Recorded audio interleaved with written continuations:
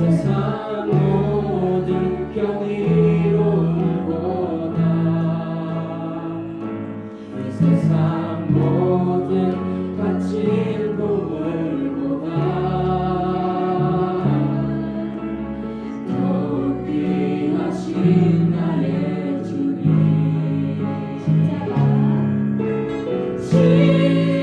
십자가 고통 당하사 버림받고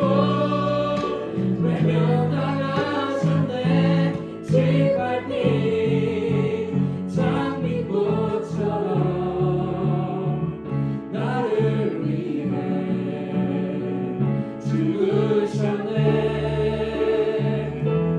나의 주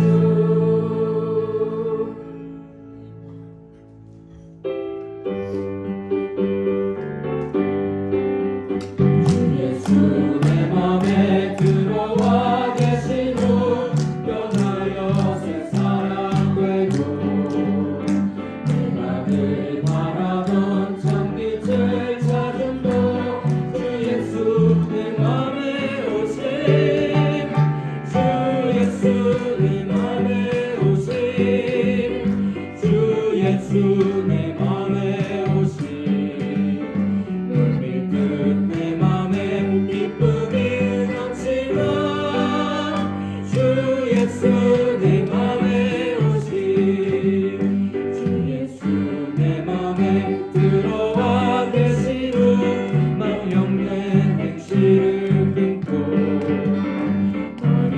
머리털보다도 더 많던 내 죄가 눈보다 더 희어졌네 주 예수 내 맘에 오심 주 예수 내 맘에 오심 물밀 끝내 맘에 기쁨이 넘치나 주 예수 내 맘에 오심 내 맘에 소망을 든든히 가지는 주 예수 내 맘에 오심 도심의 구름이 사라져버린도 주 예수 내 맘에 오심 주 예수 내 맘에 오심 주 예수 내 맘에 오심 물밀 끝내 맘에 기쁨이 넘치나 주 예수 내 맘에 오심 사랑의 음침한 골짜기 가다가 밝은 빛 우연히 비춰 저 멀리 하늘은 바닥에 보임도 주 예수 내 맘에 오심 주 예수 내 맘에 오심 주 예수 내 맘에 오심 물밀 끝내 맘에 기쁨이 넘치나 주 예수 내 맘에 오심 내가 저 천성에 올라가 살기는 주 예수 내 맘에 오심 천성에 올라가 주님을 되리니 주 예수 내 맘에 없네 주 예수 내 맘에 오심 주 예수 내 맘에 오심 물밀 끝내 맘에 기쁨이 넘치나 주 예수 내 맘에 오심 어제 고린도후서 1장 1절로 3절 말씀을 함께 이 맥주감사 예배의 말씀으로 전했습니다. 우리가 서론을 전했고 오늘은 이 4절로 11절 말씀을 통해서 말씀의 은혜를 계속 나누기를 원합니다. 1절로 3절 말씀의 제목 내용을 간단히 좀 요약하면 바울에게 있어서 이 고린도 교회는 참 사랑의 대상이었기도 했고 또 아픈 손가락과 같은 존재였어요. 영적으로는 어린아이의 단계에 머물러 있는 그 미숙한 상태에 있었기 때문에 바울이 고린도 교회를 사랑하지만 늘 마음에 염려스러운 부분이 있었던 교회였어요. 우리도 자녀들이 어렸을 때 싸우는 것을 보고 자란 본 부모님들의 마음은 참 가슴이 아프죠. 그렇죠?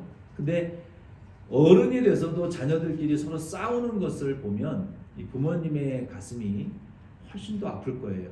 그리고 언제나 철이 들어서 형제들끼리 사랑하고 참 우애 깊은 자녀들이 될 수 있을까? 늘 아픈 손가락처럼 염려의 대상이 될 수밖에 없잖아요. 그런 것처럼 고린도 교회 성도들은 영적으로 아직 어린아이의 단계, 미숙한 단계에 처해 있었기 때문에 사랑하지만 늘 염려가 많았던 교회였어요. 그런데 그 가운데에서도 바울이 감사하는 내용들이 있어요. 그 감사의 내용의 주제는 무엇이었냐면 하나님이 고린도 교회를 환난 가운데에 위로하심에 대한 감사였어요. 그 하나님의 위로하심에 대한 감사를 드리는데 바울이 그냥 1단계로 감사드리는 것이 아니라 1단, 2단, 3단으로 감사를 드려요. 여러분 한국의 어떤 유명한 그 젊은 가수가 노래를 하는데 3단 고음으로 노래를 하는 가수가 있어요. 그래서 그 노래를 들으면 우리가 오늘 드렸던 찬양처럼 내 마음에 오심이야 이렇게 높은 음으로 3단을 올려가지고 고음으로 노래를 하는데 사람들이 그 노래를 들을 때 이게 또 뻥 뚫리는 가슴이 보통 고음보다도 두 옥타브가 더 높게 이렇게 찬양을 하는데 얼마나 이게 가슴이 시원하게 뚫리는지 몰라요. 여러분도 평상시에 이렇게 우리가 말을 하는 것보다 한 옥타브, 두 옥타브를 높여서 이렇게 하게 되면은 우리가 굉장히 시원하고 또 가슴이 뻥 뚫리는 그런 느낌을 받잖아요. 근데 바울도 하나님의 그 위로하심의 은혜에 대해서 3단 고음, 3단계로 1단계, 2단계, 3단으로 하나님을 찬양하는 거예요. 하나님이 우리를 위로하심의 은혜가 보통 목소리가 아니라 굉장히 높은 이 고음의 목소리로 하나님을 찬양하는 그 찬양이에요. 이 바울이 이런 3단의 찬양을 드리는 이유는 이 구약적인 성경의 배경이 있습니다. 여러분들이 시편을 읽으시다 보면은 여호와 하나님의 인자하신 은혜를 찬양할지어다 셀라 이런 말들이 계속 등장해요. 이 셀라라는 뜻은 한 옥타브 높여서 찬양해라. 우리 교회는 맨날 찬양을 좀 50년 전 찬양을 불러도 새롭다고 하시잖아요. 그리고 노래가 음이 낮잖아. 다른 교회에 다 안 부르는 복음성가 50년, 60년, 70년 전, 100년 전 찬양을 불러도 몰라. 새 노래를 해도 몰라. 뭘 해도 다 몰라. 그리고 음이 항상 낮아. 여러분들이 부르는 이 찬양도요. 우리 찬양팀이 얼마나 고생을 해서 준비하는 줄 아세요? 보통 코드로 하면요. 서로 아무도 못 불러. 너무 음이 낮으니까. 그러니까 그 코드를 낮춰가지고 낮추면 끝나는 게 아니에요. 반주하고 기타, 베이스, 피아노 치시는 분들은 그 코드를 C 코드를 한 옥타브 낮춰가지고 변경해서 계명을 낮춰서 음을 쳐야 되는 거예요. 그냥 치는 게 아니에요. 원래 음으로 하면은 너무 높아. 그러니까 몇 옥타브를 낮추는지 몰라. 굉장히 우리 교회는 찬양의 톤이 굉장히 낮습니다. 다른 교회에 비해서. 그래서 저는 힘들어요. 저는 높게 찬양하는 걸 좋아하거든요. 이 셀라라는 것은 전문 시편의 찬양대가 찬양을 할 때 여호와의 그 인자하심을 낮은 음으로만 찬양하지 말고 하이 소프라노로 이게 아니라 이렇게 높게 찬양하. 셀라 높여라 옥타브를. 바울이 아마 이런 그 히브리적인 배경을 유대 배경을 가지고 하나님을 이게 3단 고음으로 찬양하라, 3단으로 찬양하라 그런 의미인 것 같아요. 그래서 이 1절로 3절 말씀해 보면은 바울이 아시아에서 고생을 많이 했거든요. 심한 고생을 했을 때 하나님이 찾아오셔서 나를 위로해 주셨던 그 위로를 말하면서 그 하나님의 은혜를 적당한 톤으로 찬양하지 말고 높은 음으로 하나님을 찬양하라.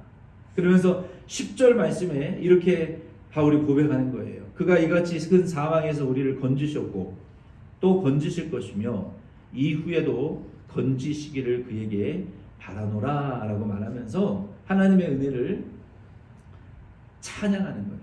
그래서 오늘 그 하나님의 그 위로하심을 바울이 첫 번째로 찬양했던 것처럼 저와 여러분도 과거에 우리의 삶에 고난이 있었고 어려움이 많았고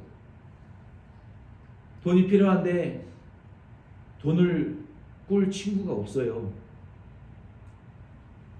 사람들은 언제 우리의 곁을 떠나는 줄 아세요?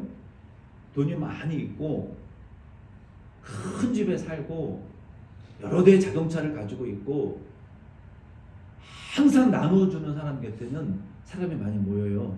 그런데 내가 돈도 없어지고 집도 초라한 집에 살고 차도 조그만 차 타고 가난해지고 낮아지면 사람들 떠납니다.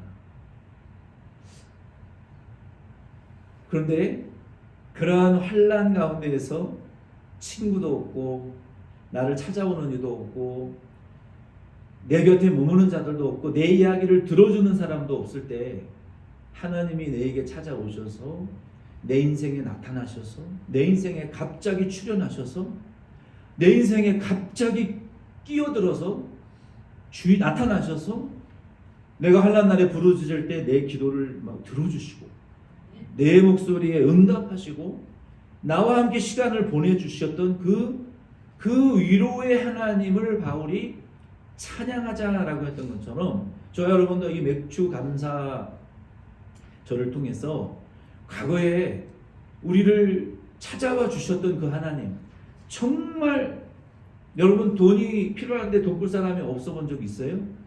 저는 고등학생 때 그랬어요. 학교 갔는데 학교 갈 차비가 없어요. 돌아올 때 어디 갔는데 차비가 없는 거예요. 돈 꿀 사람도 없고. 그래서 2시간 반을 뭐 집에 걸어서 갔지 뭐예요. 아무도 돈을 빌릴 사람이 없고 빌려줄 사람도 없고 말할 친구도 없어요. 고등학생 때. 근데 그때 예수님이 내 인생에 중학생 때죠. 나타나셨고 내 기도를 들어주시고 나를 위로하시고 세상에서 나만 사랑하시는 것과 같은 그런 그 하나님의 위로를 느꼈단 말이에요. 근데 여러분들은 여러분의 인생에 정말 절체절명의 위기의 순간에 하나님이 여러분을 찾아가 주셨던 그 순간들이 여러분 있으실 거예요. 그 순간을 잊어버리지 말라는 거예요. 그 순간에 나에게 찾아오셔서 내가 사랑하는 누구누구야, 내가 너를 지극히 사랑한다. 내가 너를 지극히 사랑해서 내 아들의 목숨을 주었다. 내가 너를 사랑한다. 두려워하지 말아라. 놀라지 말아라. 다윗은 부모들이 자신을 버리다시피 들판에 버렸잖아요. 양이나 염소를 치는 목동이나 되라. 너는 얼굴도 못생기고 키도 작으니까 출세하기는 글렀으니까 양이나 쳐라. 다윗은 그 부모님들의 버림을 받은 것과 같은 환경 속에서 하나님을 만났는데 그 하나님께서 시편 40편 1절로 그 이하의 말씀에 보면은 하나님을 만난 고백을 이렇게 기록하고 있어요. 다윗이 내가 여호와를 기다렸더니 귀를 기울이사 나의 부르짖음을 들으셨도다. 나를 기가 막힐 웅덩이와 수렁에서 끌어올리시고 내 발을 반석 위에 두사 내 걸음을 견고하게 하셨도다. 새 노래 곧 우리 하나님께 올릴 찬송을 내 입에 두셨으니 많은 사람이 보고 두려워하여 여호와를 의지하리로다. 여호와 나의 하나님이여 주께서 행하신 기적이 많고 우리를 향하신 주의 생각도 많아 누구도 주와 견질 수 없나이다. 내가 널리 말하고자 하라 너무 많아 셀 수도 없나이다.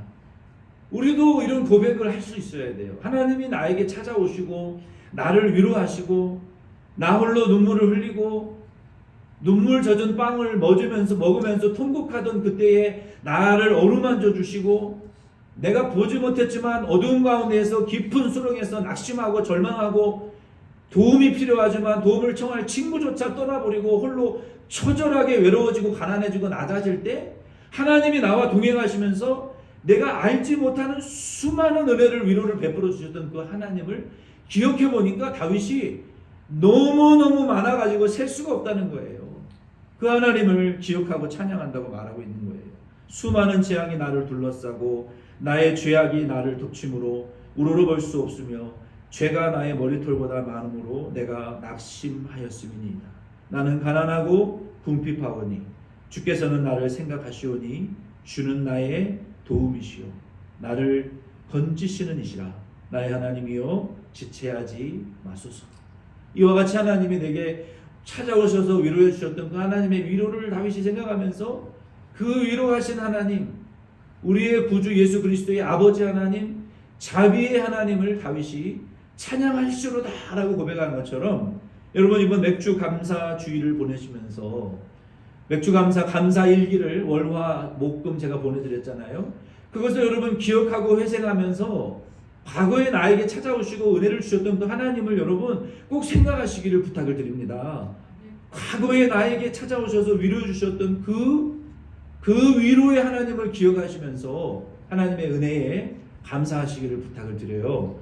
그래서 이 감사일기를 쓰시지 못하신 분들은 오늘 자이니클리 옆에 10장만 복사해 놓았어요. 들고 가셔서 여러분 홀로 외로운 시간에 그 감사의 일기를 기록하시면서 여러분 연민에 빠지지 마시고 여러분의 그 과거에 위로하셨던 하나님의 은혜를 기억하시면서 그 감사의 은혜를 기억하시고 그 감사의 줄기를 다시 붙잡고 감사하시기를 바랍니다.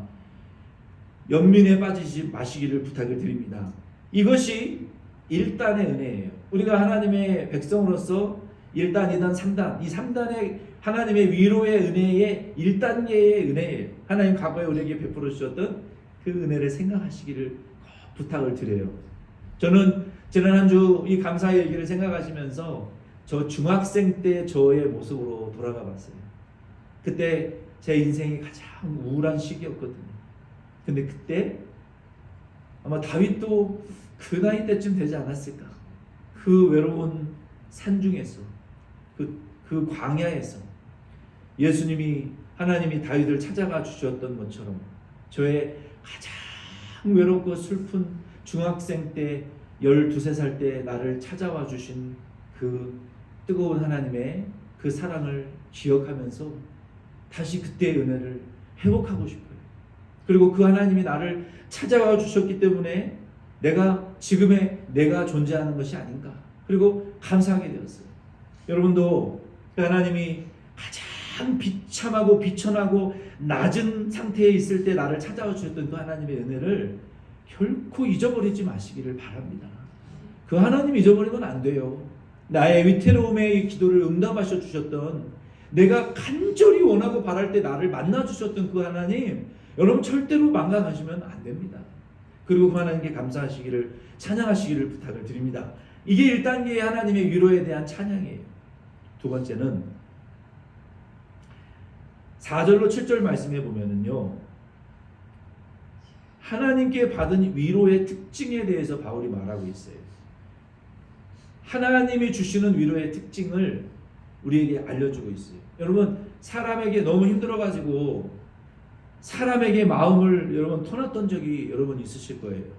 근데 그 사람을 믿고 내가 이렇게 되게 힘들어서 어렵다, 정말 고통스럽다라는 말을 했는데, 그 말을 하고 돌아서서 집에 갈 때의 그 자괴감, 그 열등감, 그 후에 막심한 감정들, 내가 왜 이런 말을 했을까? 뭐하러 내 마음을 터놓았을까? 그리고 돌아오는 말이 나를 비난하는 말로 되돌아올 때 얼마나 이 비참해지는 이런 경험을 여러분 해보신 적이 있을 거예요. 이 사람에게 위로를 받으려고 하면 우리가 이런 일을 경험하게 됩니다. 여러분도 경험하셨을 거예요. 그래서 사람에게 우리의 마음을 열 필요가 없고 사람에게 위로를 우리가 구하지 말아야 되겠다, 이런 경험들을 여러분 하신 적이 있을 거예요. 근데 하나님의 위로는요, 그것과는 다릅니다. 전혀 달라요. 하나님의 위로의 특징이 무엇이냐면 4절로 7절 말씀에 그 특징이 있는데, 그 특징이 무엇이냐면 하나님께 받은 위로는요, 나를 위로해 주실 뿐만 아니라 그 하나님의 위로를 받은 자들로 하여금 다른 자들을 위로하시는 특징이 있어요. 놀랍지 않아요? 나만 위로를 받는 것이 아니라 하나님의 위로는 나를 위로하시고 나로 하여금 위로가 필요한 자에게 위로하게 하시는 하나님이라. 아멘이십니까? 이게 하나님의 위로예요. 이 사람의 위로는 그렇지 못하거든요. 4절 말씀을 보면은요, 우리의 모든 환난 중에서 우리를 위로하사 우리로 하여금 하나님께 받는 위로로서 모든 환난 중에 있는 자들을 능히 위로하게 하시는 이시로다. 우리가 하나님의 위로를 찬양해야 되는 이유가 여기 있어요. 우리를 위로하시고 우리로 하여금 하나님의 위로를 받은 자들로 하여금 다른 자들을 위로하게 하시는 하나님을 찬양할지어다 라고 바울이 두 번째로 우리에게 말씀했어요. 5절 말씀에 계속해서 보면 그리스도의 고난이 우리에게 넘친 것 같이 우리가 받는 위로도 그리스도로 말미암아 넘치는도다. 이 5절 말씀에 보면은요, 바울은요, 성도가 받는 고난과 위로에 일종의 상관관계가 있는 것을 우리에게 말하고 있어요. 그건 무엇입니까? 우리 안에 그리스도의 고난이 넘치면 여러분 그 다음 단계는 무엇을 생각하셔야 돼요? 위로가 이제 오겠구나. 현재 우리에게 고난이 있으면 있는 것이 아니라 고난이 넘쳐나요. 막 고난이 넘쳐나는데 여러분 그때 여러분 무엇을 생각하셔야 되냐면 지금 고난이 있으니까 앞으로는 위로가 오겠구나. 아멘이십니까? 바울이 그것을 우리에게 지금 말하고 있잖아요. 우리에게 지금 고난이 넘치면 그 다음 오는 것은 무엇이라고요? 하나님의 위로가 오겠구나. 그거라는 거예요. 그리고 하나님의 위로가 지금 막 넘쳐나잖아요. 우리 성도님들 중에 한번 여기 보세요. 자, 나는 너무 행복하다. 나는 너무 풍족하다. 너무 인생이 즐겁고 염려가 없고 걱정도 없고 너무 모든 것이 만족하다. 한번 손 들어보세요. 들으려고 할 때 들어요. 집에 가서 듣지 마시고. 손 들어봐요. 아무도 없네? 그러면 우리 다 고난 충만이네? 그러면 위로가 충만해질 줄로 믿으시기를 바랍니다. 그거예요. 근데 우리가 지금 너무 풍족하고 내가 손대는 일은 100배의 결실이 일어나고 걱정이 없고 염려가 없고 만족스럽고 행복한 분들 계세요? 그러면 앞으로 뭐가 온다고요? 고난이 온다고요. 내 말이 아닙니다. 여기 말씀에 그랬잖아요. 너에게 위로가 충만하냐? 고난이 올 것이다. 너에게 위로가 충만하냐? 그 다음은 고난이다. 우리에게 말하고 있는 거예요. 이게 일종의 성도의 위로와 고난의 상관관계가 있는 거예요. 그러면서 5절 말씀에 그리스도의 고난이 우리에게 넘치면 위로가 넘치고 그리스도의 위로가 넘치면 고난이 올 것이다 라고 말하고 있어요. 그러면 목사님, 그리스도의 고난이라는 것이 뭡니까? 여러분, 그리스도의 고난이라는 것이 뭡니까? 우리가 고난도 당하고 환난 당하고 어려운 일을 당할 때 우리의 생각을 개조해야 돼요. 성도가 받는 죄를 짓고 매를 맞는 것은 고난이 아니라 형벌이죠. 보응이죠. 당하는 거예요. 거기에는 상도 없고 회개밖에 없어요. 그러나 그리스도의 고난을 당하는 자에게는요, 반드시 그 다음에는 위로가 있습니다. 근데 그리스도의 위로를 받는 자들은요, 반드시 고난을 받아야 돼요. 왜? 먼저 위로 받았잖아. 먼저 축복을 받았잖아. 그러면 그 다음에는 고난 받아야죠. 어떻게? 축복이에요. 축복 다음에는 고난, 고난 다음에는 축복인 거예요. 환난 다음에는 위로, 위로 다음에는 환난이 성경적인 원리라는 거예요. 그게 법칙이라는 거예요. 그래서 우리가 그리스도의 고난이라는 것은 이거예요. 그리스도의 고난이라는 것은 예수님을 따라갈 때 오는 고난이에요. 예수님 제자들을 부를 때 세 가지 고난을 말하셨어요. Follow me, 날 따라오라. 날 따라오려거든 너의 모든 것을 버려라. 내 부모, 친척, 직업, 그물, 배, 너의 본토, 너의 출신, 너의 모든 거 버려라 그랬어요. 얼마나 예수 따라가는 게 고통스러운 거예요. 여러분 버릴 수 있어요? 그 첫 번째 단계부터 걸려 넘어지는 거예요. 많은 자들이 처음에는 버리고 따라갔어요. 따라갈 수 있을 줄 알고. 남은 자가 12명, 그 중에 하나는 배신자 가룟 유다. 여러 명밖에 안 남았어요.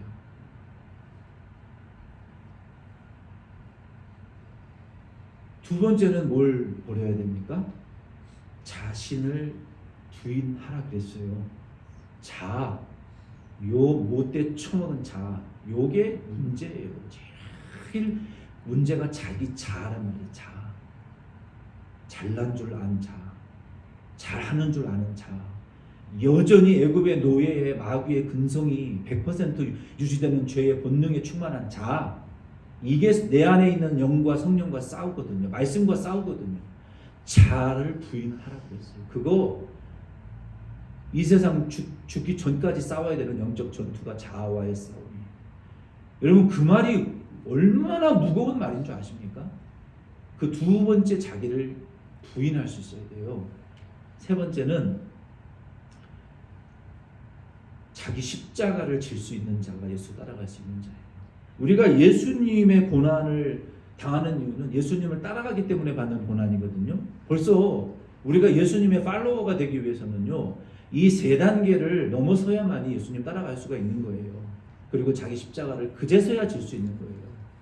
목사는 목사의 십자가가 있고요, 성도님들은 성도님들의 십자가가 있어요. 어느 누구도 남의 십자가를 결코 대신 지어줄 수 없어요. 자기 십자가 지고 자기가 예수 따라가야 되는 거예요. 아멘이십니까? 내 십자가란 말이에요. 내 남편도 내 십자가고, 내 와이프도 내 십자가고, 아내, 내 자녀들도 내 십자가고, 내 몸도 내 십자가고, 내 사명도, 환경도, 내 직장도 다 내 십자가. 내가 짊어지고 싸짊어지고 가야 되는 십자가란 말이에요. 그런데도 우리가 기도를 안 한다면 아직 그 단계에 이르르지 못한 거죠. 사명이 무엇인지 모르는 분들이죠. 예수 따라가기 때문에 받는 고난, 이게 예수의 고난이에요. 예수의 고난이라는 것은 예수 그리스도의 이름 때문에 받는 고난이에요. 예수 그리스도의 이름을 전하는 일 때문에 따라오는 고난이에요. 우리가 이와 같이 예수의 고난을, 성도가 받는 고난은 예수의 고난이라고 볼 수 있는데, 그러면 우리가 고난을 받을 때, 쉬운 말로 하면 우리의 인생에, 내가 예수 믿는데도 인생에 어려운 작고 큰 일들이 생길 때 여러분들이 이렇게 생각하셔야 돼요.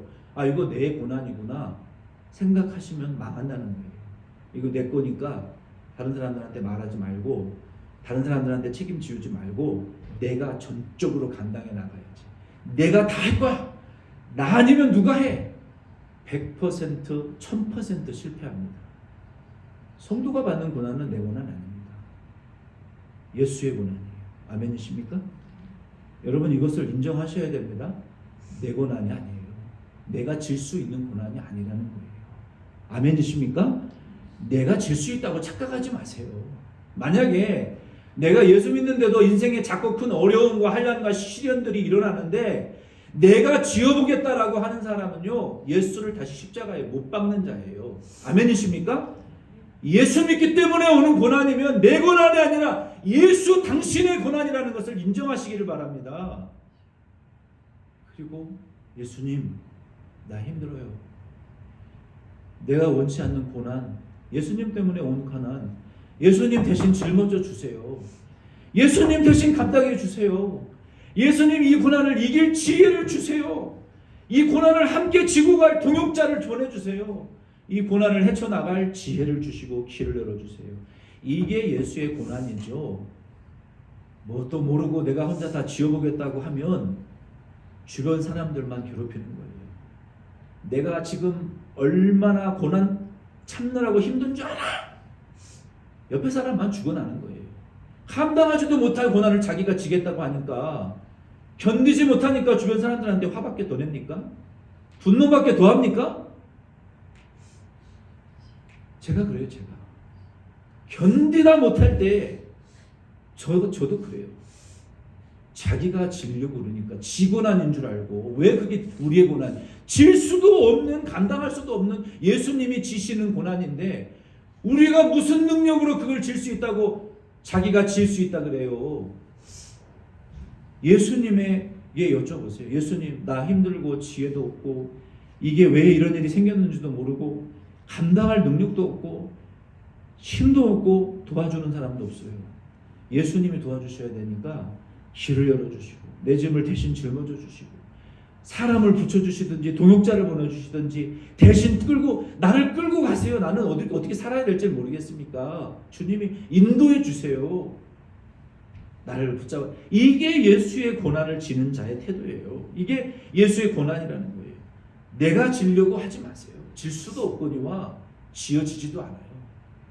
불평 불만만 나올 뿐이에요. 그래서 우리는 고난이 올 때 이거 예수님의 고난의 일부분이구나. 예수님 도와주세요. 예수님의 고난으로 여기고 예수의 이름과 예수의 복음과 그를 따라가기 위한 고난이라는 것을 여러분 인정하셔야 된다는 거예요. 그것이 예수의 고난이에요. 계속해서 6절로 7절에 보면은요, 우리가 환난 당하는 것도 기가 막힌 말씀이 여기 기록되어 있어요. 잘 보세요. 말씀을 적당히 보지 마시고 깊이 보세요. 우리가 환난 당하는 것도 너희가 위로와 구원을 받게 하려는 것이요, 우리가 위로를 받는 것도 너희가 위로를 받게 하려는 것이니 이 위로가 너희 속에 역사하여 우리가 받는 것과 같은 고난을 너희도 견디게 하느니라.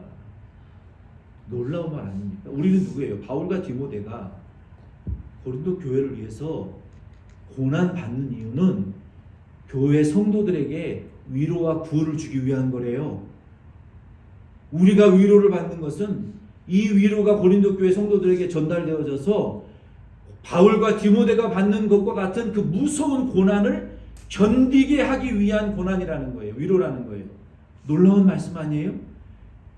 오늘 우리 덴버시원 장로교회도 먼저 여러분 교회에 고난받고 시험받고 하나님 앞에 징계는요, 먼저 리더들이 받습니다. 요한계시록에 보면요, 하나님이 말세에 사람들을 저울로 이렇게 달아본다 그러셨어요. 저울로 달아봐서 이 말씀의 저울의 무게에 합당한 자는 이마에 인을 맞고 말세의 환난을 면한다 그랬어요. 그러나 말씀의 무게에 달아봤을 때 부족한 사람은 이마에 임을 못 받고 말세의 환난을 고스란히 다 받게 된다 그랬어요. 누구부터 그렇게 시험하시겠냐? 교회 장로들부터 시험하신다 그랬어요. 목사, 장로, 직분자, 부장들, 권사들부터 먼저 하나님 저울에 달아보신다는 거예요. 무엇을 통해서? 고난을 통해서 달아보시겠다는 거예요. 그 리더들을 통해서 받은 고난이 하나님의 고난을 잘 통과하게 되면 위로가 옵니다. 그런데 그 위로가 누구에게 흘러가냐면 교회와 성도들에게 그대로 흘러간다는 거예요. 아멘이십니까? 그 위로가 흘러간 다음에 성도들은 그 다음에 그 다음 단계로 리더들이 받은 고난을 똑같이 받지만 먼저 위로를 받았으니까 그 고난을 견딜 수 있다라고 바울은 말하고 있는 거예요. 이것이 바로 교회와 성도들이 받는 고난과 위로의 순환의 관계라는 거예요. 이 영적인 원리를 바울이 여기에서 우리에게 말하고 있는 거예요.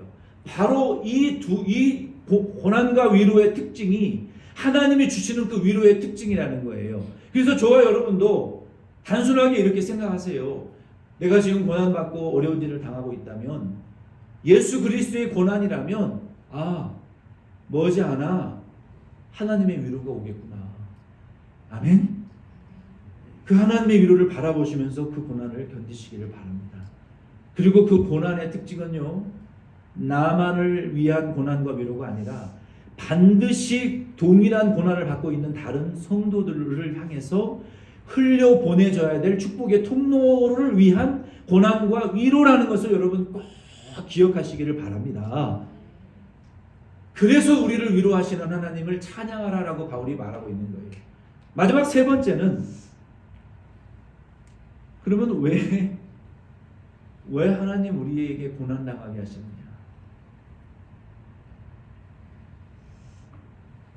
왜 인생에 어려운 일을 당하게 하시느냐? 그 이유에 대해서 우리에게 말하고 있어요. 왜 우리가 이런 환난과 내가 원하지 않고 받아야 될 이유가 없는 것 같은 고난과 환난을 왜 받게 하시느냐? 당하는 그때는 잘 몰라요. 모른다니까요, 진짜. 원망스럽고 정말 고통스럽죠. 지나고 나면 알아요. 근데 이 모든 이 의문과 그거에 답이 되는 말씀이 여기에 8절로 11절 말씀에 보면요, 의외로 답은 간단해요. 한번 따라해 봅시다. 자기를 의지하지 말고, 자기를 의지하지 말고 오직 하나님을 의지하게 함이라. 아멘. 한국의 정서에는 이 말씀이 잘 통해요. 근데 이 북미 지역 미국 사람들 그 헌법 Commandment of the Law of America, Second Commandment 뭐 몇 조에 있어요. 모든 자유가 보장되어 있고 우리가 원하는 것은 뭐든지 할 수 있는 나라예요. 자기를 신뢰하는 나라란 말이에요. 자기를 신뢰하지 말라는 것은 죽으라는 말인가? 별로 좋아하지 않는 말이죠. 근데 이 말은 자기의 존재를 없애라는 말이 아니에요. 자기가 이때 여호와 하나님을 더 의지하는 법을 고난을 통해서 배우게 하십니다 라고 가르치고 있는 거예요. 그래도 우리가 이 8절로 11절 말씀을 통해서 우리가 환난당하고 고난당하는 이유는 그것을 통해서 하나님만을 의지하는 법을 훈련시키기 위한 하나님의 은혜라는 것을 우리에게 말씀해 주고 있어요. 우리가 하나님만을 의존하기 위해서는 해야 될 몇 가지의 것들이 있어요. 먼저 8절 말씀을 보겠습니다. 형제들아, 우리가 아시아에서 당한 환난을 너희가 모르기를 원하지 아니하노니 힘에 겹도록 심한 고난을 당하여 살 소망까지 끊어지고. 이 바울이 왜 고린도 교회 성도들에게 이런 말을 할까요? 어떻게 보면 되게 창피한 말이고 부적절한 말처럼 보여요. 왜냐하면 바울이 앞에 여러 서신서에 보면은 너희가 살아도 주를 위해서 살고 죽어서 주를 위해서 살아라. 우리는 사나 죽으나 주의 것이다. 우리는 이런 말씀들을 많이 했는데 바울이 지금 여기 8절에 뭐라고 말하고 있어요? 고린도 교회 성도들아, 나는 여러분들이 내가 당한 고난을 알아주기를 원한다. 내가 얼마나 고난을 당했는지 성도님들이 내 이 사역의 고난을 알기를 원한다. 좀 되게 부끄럽고 부적절한 이야기를 바울이 하는 것 같아요. 어떤 말까지 지금 바울이 하냐면 고난 때문에 살고 싶은 소망이 다 끊어졌다. 여러분도 인생에 그런 경험을 몇 번 해보신 적 있을 거예요. 밥 숟가락을 들어서 밥을 먹기도 싫어요.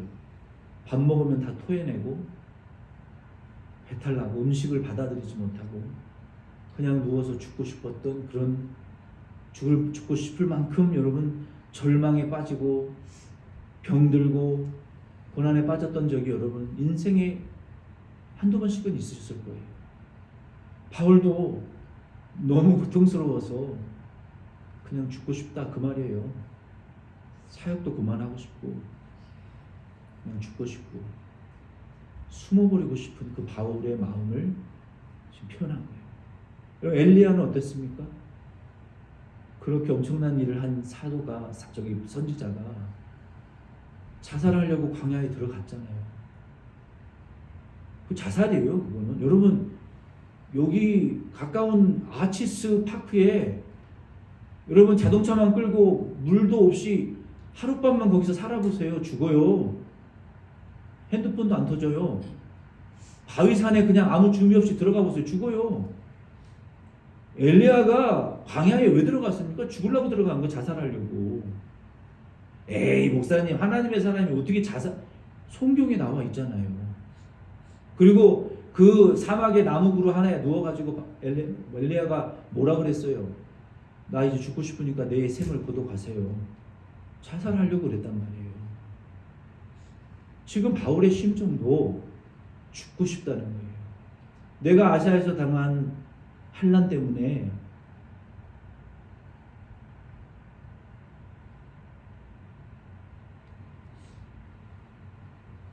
죽고 싶었다.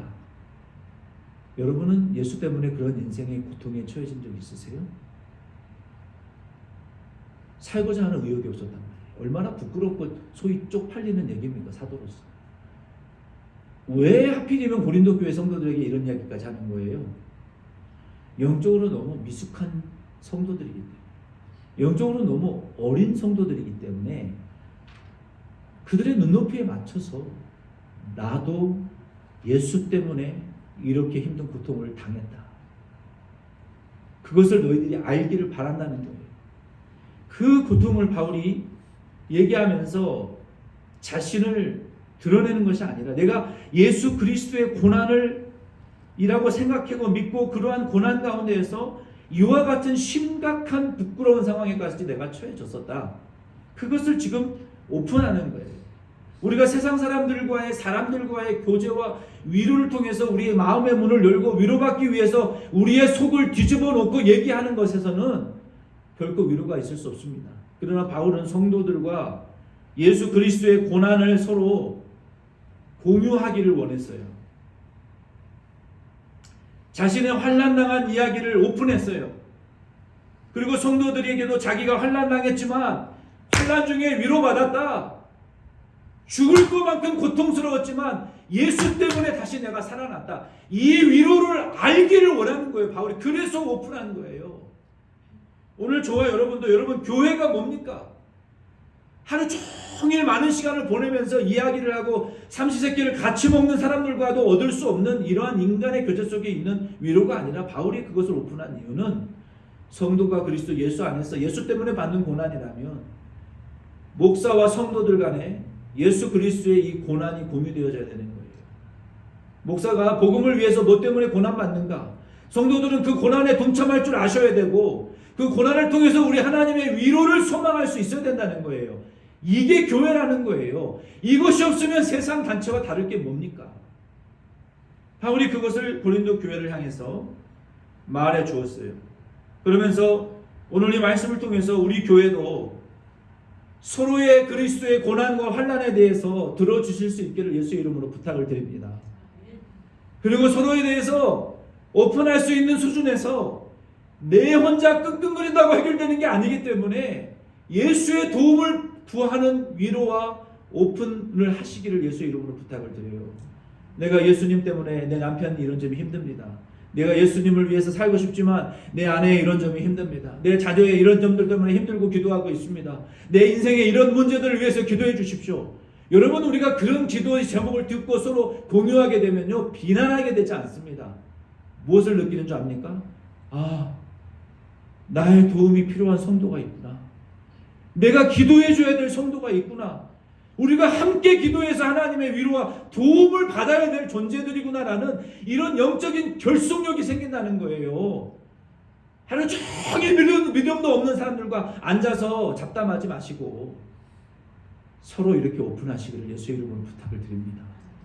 그리고 서로 믿음의 공유를 나누시기를 바라요. 그럴 때 예수 그리스도께서 우리 교회를 위로해 주시고 하나님의 위로가 우리 교회 가운데에 부어질 줄로 믿습니다. 저는 그 목적을 위해서 목장을 만들었어요. 여러분들이 바울이 여러분 보세요. 아니 하나님의 사도라는 분이 죽고 싶었다라는 말을 하는 게 좋은 이야기고 할 수 있는 이야기입니까? 살고 싶은 욕망까지 없어졌다고 얘기하는데 얼마나 고통스러웠으면 바울이 그런 얘기를 했겠어요. 복음을 위해서 살지만 고통도 있는 거예요. 바울처럼 포기하고 싶어서 사역을 내려놓고 싶은 때도 있는 게 사실입니다. 저도 그래요. 더 이상 소망이 보이지 않을 때, 손가락 하나도 성도들이 변하는 것 같지 않을 때, 계란으로 바위치는 것 같을 때 포기하고 싶은 때도 있는 것은 사실이에요. 그러나 그 가운데에서 하나님의 위로가 왔기 때문에 지속할 수 있는 거예요. 그러므로 저와 여러분도 목회자의 고난과 환난이 무엇인지를 여러분도 관심을 가지셔야 돼요. 목회자의 개인의 목적을 위한 것이 아니라 목회자를 통해서 주시는 하나님의 우리에게 위로가 필요하고 목회자가 그 환난을 잘 통과해야 하나님의 약속이 우리 교회와 성도님들 가운데 부어지기 때문에 그래요. 그리고 그 위로를 통하여서 성도님들의 삶의 고난을 극복할 수 있기 때문에 그런 거예요. 이게 교회예요. 이게 목회자와 성도의 영적인 결속력이고, 저와 여러분들이 기도, 교회와 목회자를 위해서 기도할 때 그 기도를 하셔야 돼요. 그래서 바울이 오픈했던 것처럼 우리 교회도 이런 바울과 고린도 교회의 고난과 위로의 유대 관계가 형성된 것처럼 저도 여러분들과 이러한 고난과 위로의 유대 관계가 우리 안에 충만히 채워질 수 있기를 저는 소망합니다. 그래야 목회자가 울 때, 예수님과 복음을 위해서 울 때 여러분도 함께 울어주실 수가 있는 거예요. 그래야 제가 여러분들을 위해서 함께 울어줄 수가 있는 거예요. 목회자가 위로받을 때 여러분도 그 위로에 함께 동참하실 수가 있는 것이고, 여러분들이 위로받을 때 저도 그 위로에 충만한 위로의 기쁨을 누릴 수가 있는 거예요. 이러한 상관관계가 없으면 교회도 아니고 성도도 아니고 목회자도 아닙니다. 그래서 우리는 이러한 환난을 통해서 우리는 우리 자신을 의지하지 않고 하나님만을 전심으로, 우리를 죽은 자 가운데서 우리를 살려내시는 그 하나님을 하나님만을 의지하시는 훈련을 계속 잘 받아나가실 수 있는 저와 여러분 되기를 바랍니다. 그러면서 바울이 마지막으로 놀라운 말을 하고 있어요. 여러분들이 어떤 분들의 카카오톡이나 자기 그런 프로필 파일에나 이런 말들 여러분 들어보신 적 있을 거예요. 그가 하셨고, 그가 하고 계시고, 그가 이루실 것이다, 이런 말을 본 적이 있으실 거예요. 이 10절 말씀으로부터 온 거예요. 바울이 뭐라고 말하고 있습니까? 그가 우리를 건지셨고, 하나님이 우리를 사망에서 건지셨고, 언어에 보면은요, He has saved us라고 나와 있어요. 현재 완료로 표현되어 있어요. 과거에 한두 번 끝낸 것이 아니라 과거부터 지금까지 계속 건져와 주시는 현재 완료의 시제로 건지셨고, 실제로 하나님은요, 과거부터 지금까지요, 매일 우리를 지금 악으로부터, 사망으로부터 건져내주고 계시는 것을 여러분 믿으시기를 바랍니다. 우리가 잘나서가 아니에요. 우리가 똑똑해서가 아니에요. 결코 아닙니다. 결코. 하나님이 우리를 수없이 건져내주고 계세요. 아멘이십니까? 건지셨고, 그리고 가까운 미래의 시점에서 그가 우리를 또 건지실 것이고, 아멘. 미래에 우리를 건져 주실 것이라고 믿으시길 바랍니다. 그리고 미래 완료의 시점에, 먼 미래에 그가 우리를 또 거기에서 건져 주실 것이라고 우리가 소망한다, 바란다, 기도한다 라고 했던 것처럼, 여러분 하나님을만 의지하기를 바라시는 분들은 환난을 당할 때도 그렇게 말씀하셔야 돼요. 그러니까 이게 말이 중요해요. 저도요, 우리 부모 탓, 환경 탓 하는 것 같지만요, 요 주둥아리가 항상 문제예요. 저도 그냥 주둥아리라 그러는 거예요. 이게 내 뜻과 이 주둥아리가 달라. 나는 좋은 말, 평안을 주는 말, 위로를 주는 말을 하고 싶은데 요 주둥아리가 말 안 들어 처먹어가지고 사람에게 상처 주는 말, 사람의 마음을 속을 뒤집어 놓는 말, 그 사람을 정죄하는 말, 그 사람의 속을 그냥 꽉 찢어 놓는 말, 이런 말이 항상 문제예요. 말을 잘하셔야 돼요. 말은 인생의 수레바퀴를 불태우는 강력한 것입니다. 여러분 자동차 바퀴가 불타면 굴러갑니까? 말로 내 인생의 바퀴를 불태우고 가정의 바퀴를 불태우는 게 요 말이에요. 이 말을 잘하셔야 돼요. 저도 아침에 눈 뜨면 회개하는 게 이 주둥아리로 지은 죄 회개하는 거예요. 참, 이게 안 돼요. 이게. 혀를 깨물고 참다가도 하루에도 얼마나 이 입으로 죄를 짓는지 몰라요. 말을 조심해야 돼. 말을 절제하려고 해도 꼭 이 주둥아리로 죄를 짓는 날이 없는 날이 없어. 안 짓는 날이. 제 얘기라고요. 제 얘기. 이 말이요. 여러분 환난 중에 이렇게 말하시기를 바랍니다. 하나님이 하셨고, 따라하세요. 하나님이 하셨다. 하나님이 하실 것이다. 크게 좀 말하세요. 이게 마치고 그냥 사탄이 떠나겠어요. 그래가지고 크게 말해야 이 못된 주둥아리에서 하나님이 이사야의 제단 숯불로 지져주셨던 것처럼 200이 주둥아리에 죄가 떠날 거 아니에요. 크게 하세요. 내 목소리만큼 하나님이 하셨다. 하나님이 하실 것이다. 반드시 하실 것이다. 아멘입니까? 입에서 입이 주둥아리가 되려고 할 때 그렇게 고백하세요. 이 주둥아리를 붙잡고 참으세요. 혀를 씹으면서 참으세요. 하나님이 하셨다. 하나님이 하실 것이다. 반드시 그렇게 하실 것이다. 그래야 좀 뭐 변화되지 않겠습니까? 맨날 50년을 믿어도 변화는 요만큼도 안 되고 말이야. 뭐하러 예수 믿어요? 변화되지도 않는. 저도 늘 회개해요. 엎드려서 이 주둥이로 지은 마음으로 지은 죄를 회개한다고요. 아버지처럼 살기 싫었는데, 아버지처럼 말하기 싫었는데, 아버지같이 되어가는 내 이 주둥아리를 붙들고 날마다 회개한다고요. 내 노력으로 안 돼요. 김인섭 사님은 나한테 아버지 얘기 그만 안 하는데 나 예수님께 기도했어요. 우리 아버지가 욕을 먹어서 나 같은 한 사람이라도 변화될 수 있다면 우리 성도들이 간증으로 써먹겠다고. 아마 낙원에서 우리 아버지 기뻐하실걸요. 뭐하러 내 얼굴에 침 뱉는 얘기를 내가 맨날 합니까? 나같이 되지 마시라고요. 목사의 아버지 같은 부모 되지 마시고 저 같은 사람 되지 마시고. 여러분, 말이 진짜 중요한 거예요. 입으로 하는 이 말이요, 우리 인생을 지옥으로 빠뜨리느냐 천국으로 빠뜨리느냐 이 갈림길에 서는 거예요. 아멘이십니까? 하나님이 하셨고 하나님이 하실 것이고 하나님이 그렇게 하실 것이라고 여러분 환난 가운데 여러분 고백하시기를 바랍니다. 그리고 남을 위로하실 때도 그렇게 하세요. 하나님이 우리 구원해 주셨어요. 성도 형제님들도 구원해 주실 거예요. 하나님 하셨어요. 하나님 그렇게 하실 걸로 저는 믿습니다. 이게 얼마나 대단한 믿음의 말입니까?